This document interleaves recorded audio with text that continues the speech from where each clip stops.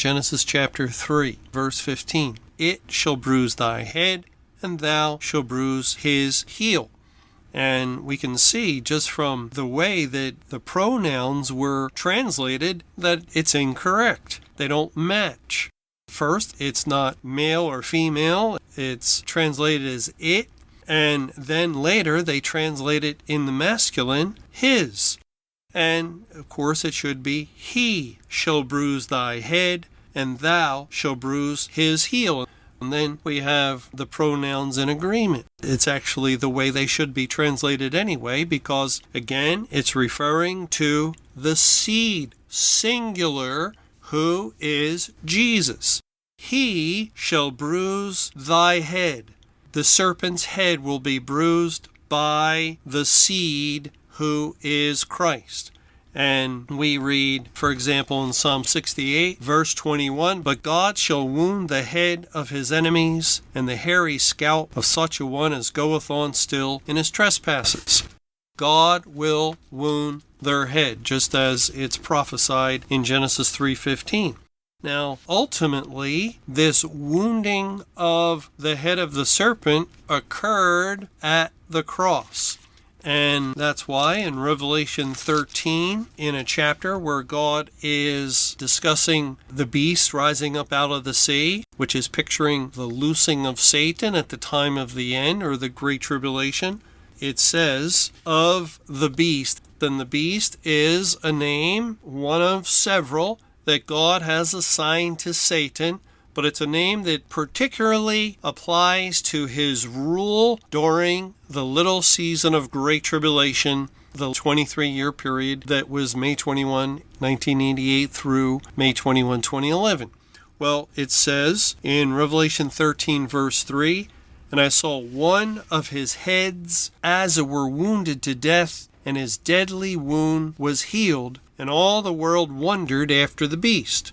Now, God in some places pictures the beast as having 7 heads and 10 horns and so forth. The 7 heads point to the different periods of Satan's rule over the earth. We see this, for example, in Revelation 17, verse 9, And here is the mind which hath wisdom. The 7 heads are 7 mountains on which the woman sitteth. There are 7 kings. 5 are fallen, and 1 is, and the other is not yet come, and when he cometh he must continue a short space. And again, the 7 heads are said to be 7 mountains, pointing to various epochs or periods of rule of Satan in the course of the world's history.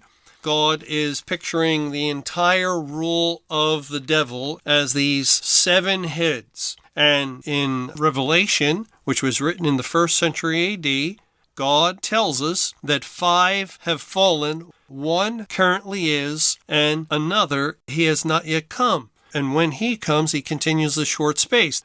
That would be his final rule for the little season of Great Tribulation. Therefore, 5 periods of Satan's rule led up to the cross, and then at the cross, there was a change in the way that Satan ruled. Because when Jesus went to the cross, he bound the strong man. He cast Satan into the bottomless pit and sealed him for a 1,000-year period, which would represent the entire church age. Actually, it worked out to 1955 years. But this is when his head took a blow. It was like a death blow that Christ struck against the serpent.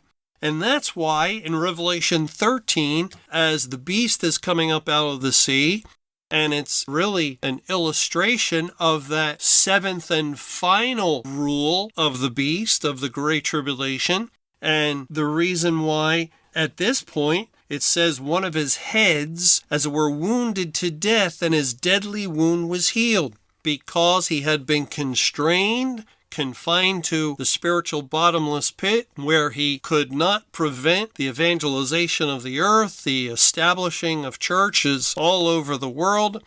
But now he's loosed, And now Satan takes his seat as the man of sin within the churches and congregations.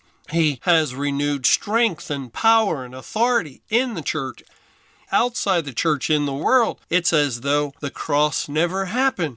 So his deadly wound, the blow that Christ struck, was apparently healed for God's purposes, so God could complete his salvation program outside of the churches and save that great multitude and then bring to pass the day of judgment. But that's what's in view here in Genesis 3:15 concerning God's prophecy. He shall bruise thy head. And the Lord Jesus Christ did do this. He did fulfill this verse when he struck that death blow against Satan, against the head of Satan, as it says in Revelation 13, a head that received a deadly wound. And yet, of course, at this point in history where we're now living, it doesn't seem that it happened, but it did. And for quite a long period of time, almost 2,000 years. He shall bruise thy head, and it goes on to say, thou, now God's speaking to the serpent, and thou, serpent, shalt bruise his heel.